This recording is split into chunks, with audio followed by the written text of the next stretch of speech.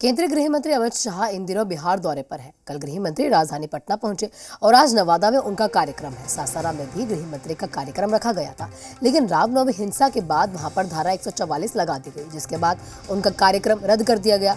इसको लेकर जमकर सियासत भी हुई है। जेडीयू से बीजेपी का गठबंधन टूटने के बाद बिहार में बीजेपी सरकार से बाहर है और उस समय से लेकर अब तक अमित शाह 4 बार बिहार आ चुके हैं। आपको जानकारी दे दें कि आने वाले लोकसभा चुनाव को लेकर बीजेपी ने कमर कसी हुई है।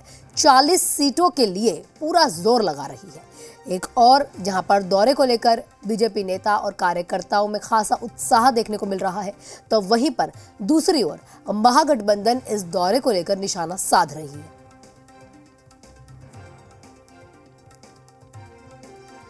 बता दें कि लगातार ये चीजें देखी जा रही हैं। जब से बीजेपी और जेडीयू का गठबंधन टूटा है, तभी से ये चीजें देखने को मिल रही हैं कि किस तरह से जो अमित शाह का दौरा है वो अभी तक 4 बार बिहार में आ चुके हैं, बिहार की जनता को संबोधित कर रहे हैं और टारगेट बिहार की जनता 2024 चुनाव।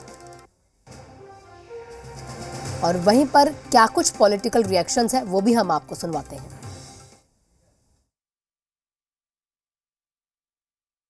देखिए, महागठबंधन के पास माननीय अमित शाह जी के लेवल का कोई नेता नहीं है।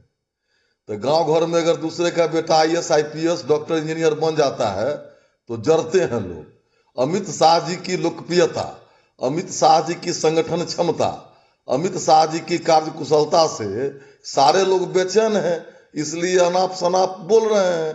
लोकतंत्र में उनको भी तैयारी करना चाहिए चुनाव का, सो तो करते नहीं है। उन लोगों को तिक्रम में विश्वास है, जात पात में विश्वास है, तो अमित शाह जी की आलोचना करेंगे ही। आदरणीय अमित शाह जी लगातार बिहार दौरे पर हैं और 2024 में बिहार से बीजेपी का खाता नहीं खुलने का डर उन्हें सता रहा है। ऐसा ही प्रतीत हो रहा है।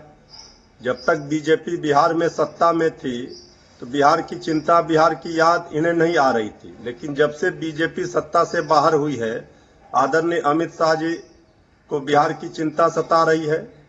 असली डर, असली भय बीजेपी को यह है कि 2024 के लोकसभा चुनाव में बीजेपी का खाता बिहार से नहीं खुलेगा।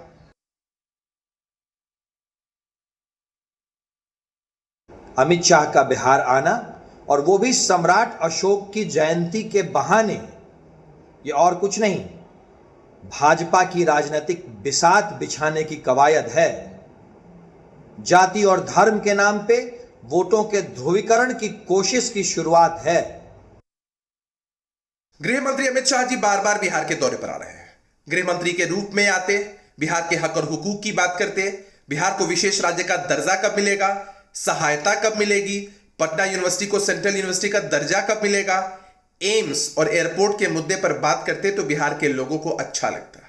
लेकिन भाजपा के नेता के रूप में आ रहे हैं, सिर्फ राजनीतिक मतलब साधने के लिए, माहौल खराब करने के लिए और कैसे भाजपा का सियासी वजूद यहां बच सके, यह प्रयास करने के लिए।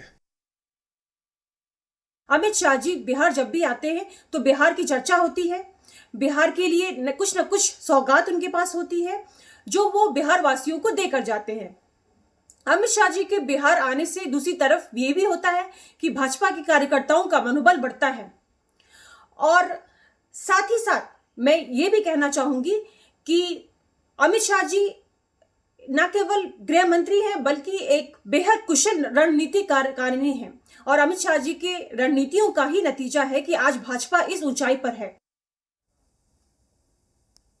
और वहीं तमाम जानकारियों के साथ हमारे रेजिडेंट एडिटर स्वप्निल सोनल हमारे साथ जुड़े हुए हैं। स्वप्निल, सबसे पहले ये जानना चाहेंगे क्या कुछ चीजें, किस तरह से जो पूरा स्केड्यूल है अमित शाह का वो बनाया गया है? बिल्कुल अहना, जहां मैं खड़ा हूं ये वही होटल है और ये वही कारकेट है मेरे ठीक पीछे, जिससे अमित शाह निकलेंगे। तकरीबन 11 बजे का समय होगा जब अमित शाह यहां से निकलेंगे होटल मौर्या से और सीधे भारतीय जनता पार्टी का जो प्रदेश मुख्यालय है, प्रदेश कार्यालय है, वहां पहुंचेंगे। 11:20 का समय होगा जब प्रदेश कार्यालय वो पहुंचेंगे और वहां पर 10 मिनट रुकने के बाद वो वहां पदाधिकारियों के साथ बैठक करेंगे, ये खबर आ रही है। तकरीबन 12 बजे तक वहां रुकेंगे और रुकने के बाद अमित शाह वहां से अगले कार्यक्रम के लिए प्रस्थान करेंगे।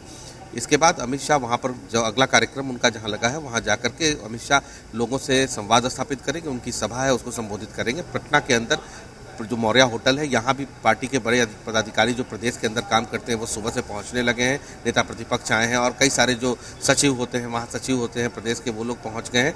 तो इस तरह से जो अमित शाह का काफिला है वो, जैसा मैं बता भी रहा हूँ कि 11 बजे तकरीबन यहाँ से निकलेगा और 10 से 15 मिनट में बीजेपी ऑफिस पहुँचेगा, वहाँ एक बैठक होगी, फिर उसके बाद अमित शाह आगे की ओर प्रस्थान करेंगे।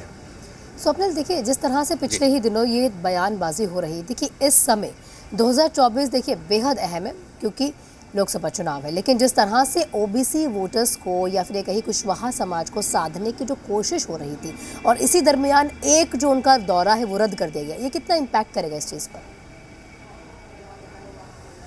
देखिए ना, दरअसल है क्या कि जो सासाराम का कार्यक्रम था अमित शाह का, सासाराम का सामाजिक सौहार्द बिगड़ता है ये खबरें आती हैं, जो सामाजिक ताना बाना होता है वो टूटता है ये खबरें आती हैं, वहाँ पर पुलिस पेट्रोलिंग करती है, तमाम तरह के उपद्रव की भी खबरें आती हैं। हालांकि प्रशासन ने तमाम चीज़ों को कंट्रोल में ले लिया है, तमाम चीज़ें नियंत्रित हो गई हैं, लेकिन फिर भी एहतियातन चूँकि धारा 144 वहाँ लगी हुई थी, इस कारण से अमित शाह का जो पूरा कार्यक्रम है वो वहाँ स्थगित कर दिया गया था। और अमित शाह अब यहाँ एक बिहार में एक ही जगह जाएंगे और वो वहाँ नवादा जाएंगे और नवादा में अपने कार्यक्रम को संबोधित करेंगे। जो ओबीसी वोट बैंक है उस वोट बैंक को देखते हुए कहीं ना कहीं अमित शाह ने पूरी प्लानिंग कर रखी है। देखिए दरअसल अमित शाह एक बेहद कुशल रणनीतिकार भी माने जाते हैं, गृह मंत्री हैं, सहकारिता मंत्री हैं, साथ ही साथ वो बहुत मजबूत एक राजनीतिक कह सकते हैं राजनीतिक विश्लेषक के तौर पर या राजनीतिक स्ट्रेटेजिक के तौर पर काम करते हैं। तो अमित शाह अपने तमाम लोगों से मिल रहे हैं और एक बहुत महत्वपूर्ण चीज़ इसके अंदर ये है आना कि वो प्रदेश के जो छोटे नेता हैं, छोटे स्तर के नेता हैं, उनसे भी सीधा संवाद स्थापित कर रहे हैं और जो प्रदेश के बड़े नेता हैं उनसे भी सीधा संवाद स्थापित कर रहे हैं। तो ये बड़ा बीजेपी के लिए महत्वपूर्ण हो जाता है जब अमित शाह जैसा बड़ा कोई चेहरा भारतीय जनता पार्टी का सीधा संवाद स्थापित करे, तो ये बेहद महत्वपूर्ण हो जाता है। और बीजेपी कहीं ना कहीं सम्राट अशोक के माध्यम से हो या अन्य माध्यमों से हो, उसकी नजर पूरी तरह से अपने सर्टेन वोट बैंक को मजबूत करने पर है और उसको लेकर आप हमारे साथ बने रहिए, लेकिन इस वक्त की बड़ी खबर एक बारी हम अपने दर्शकों को बता दें जो पटना से आ रही है। बिहार के हालातों